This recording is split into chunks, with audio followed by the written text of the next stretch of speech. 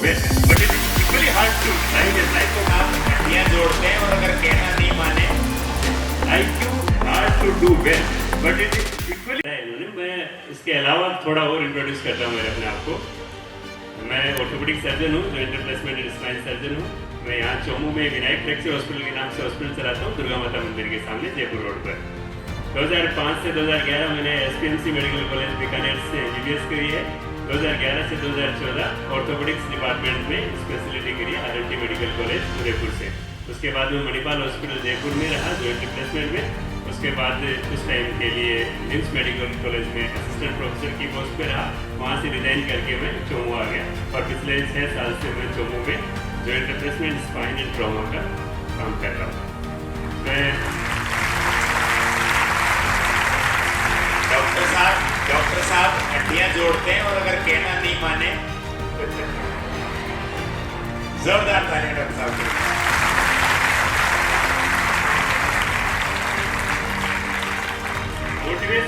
Motivational seminar में motivation चाहिए बिल्कुल। तो मैं बताना चाहूँगा कि आपके लिए सबसे बड़ा मोटिवेशन क्या हो सकता है। नीट और जेई के बच्चे हैं, डॉक्टर और इंजीनियर बनेंगे।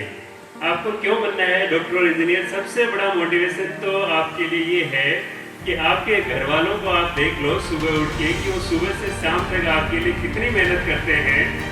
वो आपके लिए सबसे बड़ा मोटिवेशन है। इससे बड़ा मोटिवेशन कुछ नहीं हो सकता। ज़्यादातर बच्चे मेरी तरह मिडिल क्लास वाले ही है। मैं मिडिल क्लास से बिलोंग करता हूँ। मैं झुंझुनू के एक छोटे से गांव मालसर गांव का रहने वाला हूँ। मेरे माता पिता भी किसान हैं। वो खेती करते थे, पशुपालन करते थे। यदि वो बहुत अच्छे वेल एस्टेब्लिश्ड होते हैं और हो सकता है कि बहुत मुझे ऐसा लगता है कि ये भी आराम से बैठे खा रहे, तो हो सकता है मेरे को मोटिवेशन नहीं मिलता। लेकिन उनकी हार्ड वर्क को देख के सबसे ज़्यादा मुझे मोटिवेशन मिलता था जब ये बेटे सुबह 5 से उठते हैं, 4 बजे उठते हैं और रात को 10 बजे तक काम करते हैं। तो ये मेरे लिए सबसे बड़ा मोटिवेशन है। आप एक बार बैठ के अपने घर वालों के बारे में सोचना, उसके बाद आपको किसी मोटिवेशन की जरूरत नहीं पड़ेगी। आप अपना हार्ड वर्क करोगे। अब आपको सफलता पाने के लिए मोटी मोटी चीज़ें जो हैं वो 2-3 चीज़ें होती हैं जो ज़रूरी होती हैं। आपको नीट और जेईई में सिलेक्ट होना है। एबिलिटी, मोटिवेशन और एटीट्यूड। मोटिवेशन तो मैंने आपको पहले बता दिया। एबिलिटी ये होती है कि किसी काम को करने का सामर्थ्य, हाउ टू डू, अपन किस काम को कैसे करें। तो आप में एबिलिटी है क्योंकि आप पढ़े लिखे हैं, वो एबिलिटी चाहिए, 12th पास होना चाहिए, वो एबिलिटी है, बस वो आप कर ही लेंगे। तो एबिलिटी आप में अच्छे से है। मोटिवेशन ये होता है कि वाई टू डू, मैं ये काम क्यों करूं। तो उसका मैंने सबसे अच्छा एक तो ये होता है। दूसरा ये है कि आज भी डॉक्टर और इंजीनियर बहुत नोबल प्रोफेशन है। आपका बहुत रेस्पेक्ट मिलता है, फैमिली में बहुत अच्छा स्थान मिलता है। आप लोगों की सेवा कर सकते हैं। जब बीमार पेशेंट आपके पास आता है और आप उसको ठीक करके भेजते हैं तो उसके चेहरे पे जो ग्रेटिट्यूड होता है वो आपको बहुत रिवार्डिंग फील देता है। ये आपका मोटिवेशन हो गया। तीसरा है आपका एटीट्यूड। आपका एटीट्यूड कैसा हो वो ये बताएगा कि इस काम को आप कितने अच्छे से कर सकते हो, how good I can do. तो एटीट्यूड आपका पॉजिटिव एटीट्यूड होना चाहिए कि हाँ ये मैं कर सकता हूँ। अब इस कर सकने वाली बात में ज़्यादातर चीज़ें ये आती हैं कि वो बच्चा तो इंटेलिजेंट है, मैं तो इंटेलिजेंट नहीं हूँ, उसका IQ लेवल तो ज़्यादा है। तो उस पर एक साइंटिफिक स्टडी है, वो मैं आपको बताता हूँ कि IQ लेवल और इंटेलिजेंस कितना काम करती है और हार्ड वर्क कितना करता है। हो सकता है आप चौंक जाए इस बात से।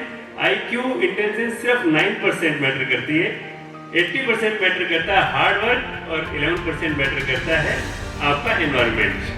तो एनवायरनमेंट तो आपको इतना अच्छा एनवायरनमेंट मिल रहा है, इससे अच्छा एनवायरनमेंट मुझे नहीं लगता कहीं मिल सकता है क्या। हम जब 2004 में कोटा गए थे, वहाँ का इतना टॉक्सिक एनवायरनमेंट था। जूनियरों से कोटा ओवरनाइट जर्नी करके वहाँ गए। हम एक बंदे की शक्ल नहीं जानते थे कि कौन है, किसी को जान पहचान वाला कोई नहीं। ऐसा माहौल, कोटा फैक्ट्री के नाम से एक उस पर तो सीरीज भी आ गई। वहाँ इतना स्ट्रेस वाला माहौल रहता था कि आपको तैयारी तो बाद में पहले ये सोचते थे इस भीड़ में मेरा क्या होगा। आप उस स्ट्रेस से बाहर हो। आपके आसपास जो इतना अच्छा माहौल और पॉजिटिव माहौल है उसमें आपको TCI को धन्यवाद देना चाहिए कि आपको एक अच्छा माहौल प्रोवाइड कर दिया। तो 11% काम तो आपका हो गया। 80% आपके ऊपर डिपेंड करता है कि आप कितना हार्ड वर्क करते हो। Hard work always beats intelligence. Intelligent बच्चा ये लगता है कि मैं इंटेलिजेंट हूँ, मैं तो कर लूँगा ऐसे ही। वो हार्ड वर्क हो सकता है कम करे, और यदि कम इंटेलिजेंट वाला उसने ठान लिया कि मैं मेहनत करके सब कर लूँगा तो वो पक्का इंटेलिजेंस से निकल जाएगा, आगे उसको बीट कर देगा। तो बचा 9%, तो 9% जितना उसमें थोड़ा बहुत 19-20 हो सकता है, आईक्यू में 19-20 हो सकता है, 19-21 नहीं होता, मोटा मोटा अपन एक जैसे ही होते हैं। तो हर बच्चा आप सामने जो बैठा है वो सफल हो सकता है, ये सफलता की गारंटी है। यदि आप हार्ड वर्क कर लोगे तो आप पक्का सिलेक्ट हो जाओगे। अब हार्ड वर्क की बात ऐसी है कि कभी ना कभी तो जीवन में करना ही पड़ेगा। यदि आप अभी हार्ड वर्क कर लोगे तो बचा हुआ जीवन सरल हो जाएगा, अभी नहीं करोगे तो बचा हुआ पूरा जीवन हार्ड रहेगा। तो कहते हैं there is pain in progress but there is pain in stagnation and decline too. आप कहते हैं कि तकलीफें आती हैं प्रोग्रेस करने में, लेकिन प्रोग्रेस ना करना भी तकलीफदायक होता है। It is hard to do well but it is equally hard to live a life of failure. अच्छा परफॉर्म करने के लिए मुश्किल है, बिल्कुल मुश्किल। आपको अच्छा परफॉर्म करने में बहुत मेहनत करनी पड़ेगी, लेकिन एक असफल आदमी की जिंदगी जीना ज्यादा मुश्किल है। Pain is inevitable but suffering is optional. कहते हैं तकलीफें तो जीवन में अवश्य भावी है, आएंगी, लेकिन उससे सफर होना आपके ऊपर डिपेंड करता है कि आपको सफर होना है, पीड़ित होना है या नहीं। The pain of suffering, the pain of suffering is inevitable but suffering is optional. The pain of discipline is temporary। यदि आप डिसिप्लिन होके थोड़ा तकलीफें सहन कर लेंगे तो वो टेम्परेरी रहेगी, but the pain of regret is permanent. यदि आपने आज तकलीफें सहन नहीं करी और जीवन भर रिग्रेट रहा तो वो आपका परमानेंट रहेगा। So choose your pain and choose your hard wisely. Thank you.